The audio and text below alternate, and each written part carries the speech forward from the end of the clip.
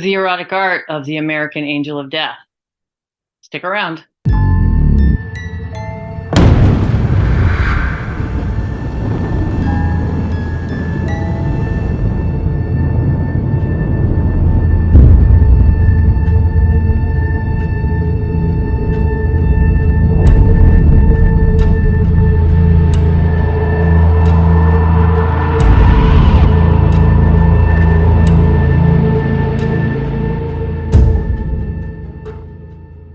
Hey everybody, welcome back to another episode of Sex Nerd Podcast / Just a Tip with Dr. Vic. My name is Dr. Victoria Hartman, and today we are going to be talking about in part, the erotic art of the person who, in some cases, is known as the American Angel of Death. Now, the reason that I am bringing up this particular serial killer today on this true crime episode is he's being included in one of my books. I haven't quite decided which one yet, and I will put my book covers right up here. I'm currently writing 2 books on 20, maybe a couple of more individuals. And my focus is on, well, what it is that I do. I run a sex museum, an erotic art museum, and so I'm doing an analysis on that particular part of this individual's these individuals' backgrounds, okay? And I'm doing it from 3 different perspectives. I'm doing it through a criminological lens, a sexological lens, and a psychological lens. And I've actually gotten a few more books that I'm going to recommend if you're interested in reading them. They're great resources for me as I'm writing these books. And I'm not going to go into total detail about the analysis of the artwork simply because, well, I want you to buy the book. So with that, let's dive in. Now, the individual that I am referring to today is Daniel Lee Siebert. He was on Alabama's death row until his death on April 22nd, 2008. He died of pancreatic cancer, but while he was on death row, he often filed lawsuits against the state and against the prison system on various things, all the way up to how they carried out the death penalty. He was convicted of 3 murders and confessed to at least 5. During questioning, he indicated that he was responsible for at least 12 deaths. Now, what's interesting about Siebert is that he was convicted of manslaughter for a killing that took place right here in Las Vegas in 1979. It does not appear that he spent all that much time in prison because he was then later convicted of 2 murders, 2 women in Los Angeles in 1985. And in 1986, he murdered a student at the Alabama Institute for the Deaf and Blind in Talladega, Alabama. Following a 6-month disappearance, he was questioned and had taken the name Daniel Spence. He was an art teacher. And that's where we get to what I'm going to do on this episode today, is analyze his art. Once his fingerprints revealed that he was in fact Daniel Siebert, who had previously been convicted of manslaughter, of course, here in Las Vegas in 1979, and was wanted for assault charges in San Francisco. He was later apprehended in Hurricane Mills, Tennessee, after a phone call to a friend who reported him to the police. He was found working at a restaurant, and the call that he made to that friend was traced to that restaurant where he was in fact working. Now, Daniel Siebert spent 20 years on death row before dying, of course, as I stated earlier, of pancreatic cancer in 2008 at the Holman Correctional Facility in Alabama. It states here that Daniel was born into a home that was dominated by his abusive, sadistic father, Erwin Siebert. It also states that as a child, Siebert and physically abused by his father in every imaginable way. He had been beaten, assaulted, forced to perform sex acts, and made to put on girls' underwear and sex with his father. It also states here that his father would gag him, tie him up, urinate on him. It also states that Daniel was routinely hit with a bullwhip, so severely that the scars remained into adulthood. His mother, apparently afraid to report the abuse, waited until Daniel was 11 and took him and his sister and left. Siebert later stated that In his words, "I know now it was too late." After his mother found a new companion at the age of 12, he ran away from home and, according to Siebert's son, was lost to the streets and drugs and prostitutes. He joined the Marines under the name Daniel Marlowe, but he was given an early dishonorable discharge. Between 1973 and 1975, he had a son and a daughter. His son, Damien Siebert, is reportedly a prisoner of the state of California. Now, on top of murdering the hearing-impaired woman, he also murdered a prostitute, as well as a cocktail waitress that he was dating. And when the police asked him how many people he had in fact murdered, he stated, maybe a dozen, maybe more. I try to put those things out of my mind. In 1987, while awaiting trial, Daniel Siebert confessed to the murders of 2 women in Los Angeles, which had been previously attributed to the South Side Strangler. This resulted in him being charged with the 1985 murders of 28-year-old Gidget Castro and 19-year-old Nessia McElrath. Both women were Black prostitutes and both had been strangled. Now, here is where it becomes something of interest to me with regard to the book that I'm writing. While in prison, Siebert liked to draw, often depicting women in bondage. He had more than a few female pen pals who were quite devoted to him and would post updates about him and the death penalty laws on the internet. Also of interest, in 2007, Siebert was investigated regarding a recent pornography case for which he was not charged, but a personal correspondent of his was charged with multiple sex crimes in relation to the investigation. During the course of writing my book, I had the opportunity to review some of these materials from Siebert, not only his drawings, but some of the correspondence that he had written while he was still alive to some of his pen pals.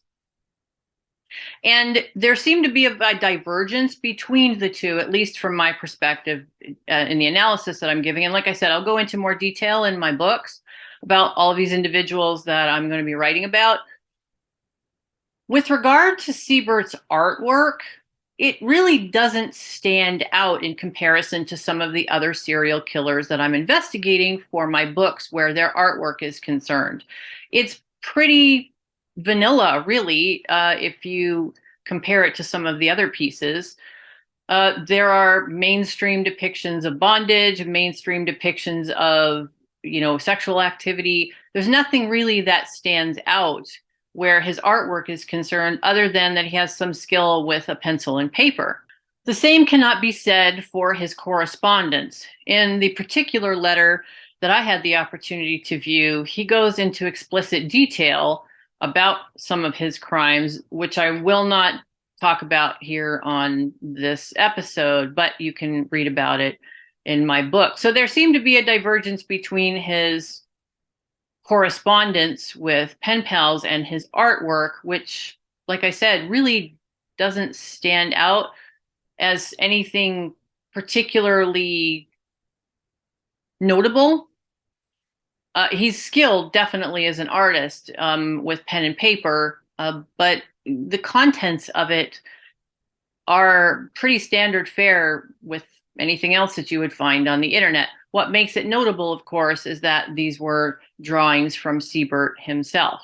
There were in total, if I'm remembering correctly, 7 pieces that I reviewed. Some were drawn in color, some were drawn in pencil only on white paper, and they were diverse in their depictions of various forms of sexual activity.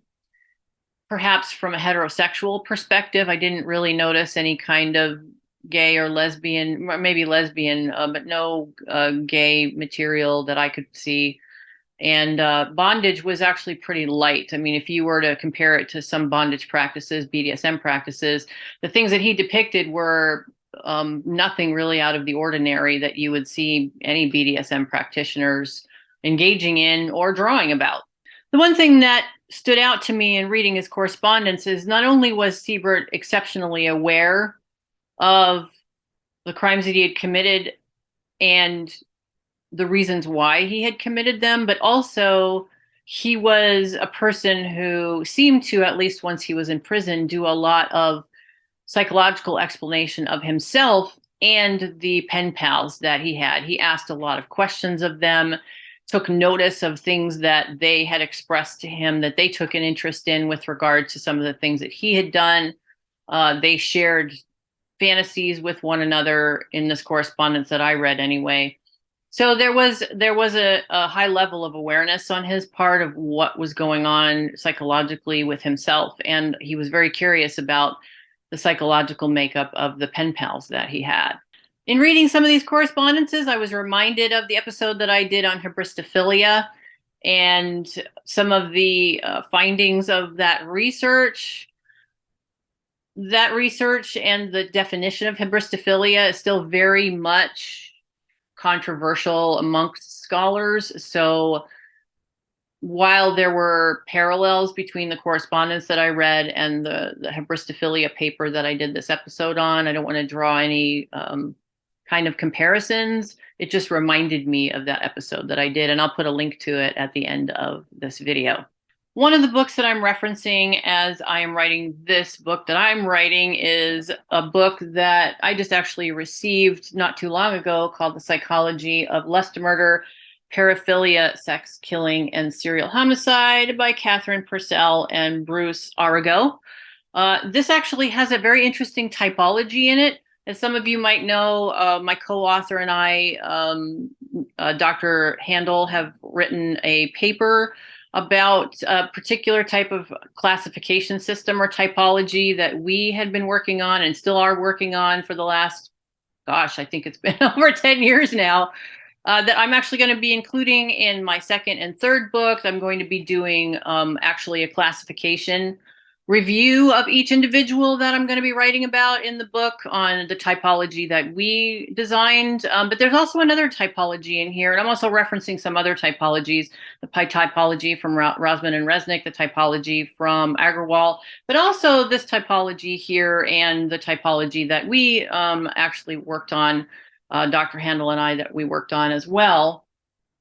So there are a lot of references and a lot of different ways in which scholars are looking at serial murder, lust killing, etc. And I'm really excited to include that in my two books.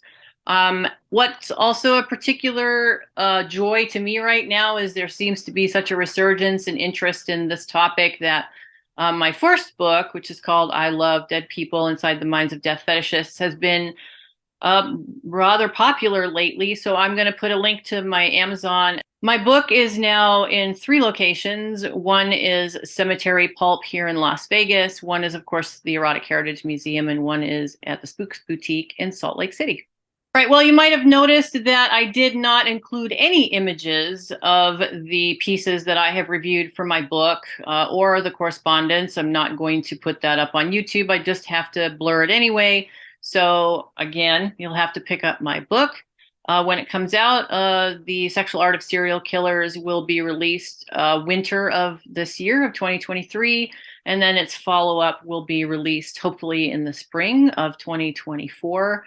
It's actually going a lot quicker than I thought it would be. Once I got all the materials together, they just started flowing. So also, I'm currently negotiating acquiring an artifact that I think would be of particular interest to the viewers that are true crime fans. And once that negotiation has been completed and that is finalized, I'll reveal it here on this channel. All right, well, I think that just about covers it for this week on Sex Nerd Podcast / Just a Tip with Dr. Vic. Next week will be a different episode. I'm alternating weeks where I'm doing a true crime episode and then a standard episode and then a true crime episode and a standard episode. I will also be talking about serial killers and other true crime that isn't in my book, that still is a particular interest, but because maybe their artwork didn't meet the criteria that was necessary to be included in my book, I might speak of them here on these episodes. And, well, with that, thank you so much for joining me this week on the true crime episode of Sex Nerd Podcast / Just a Tip with Dr. Vic. And I will see you all next time. Bye.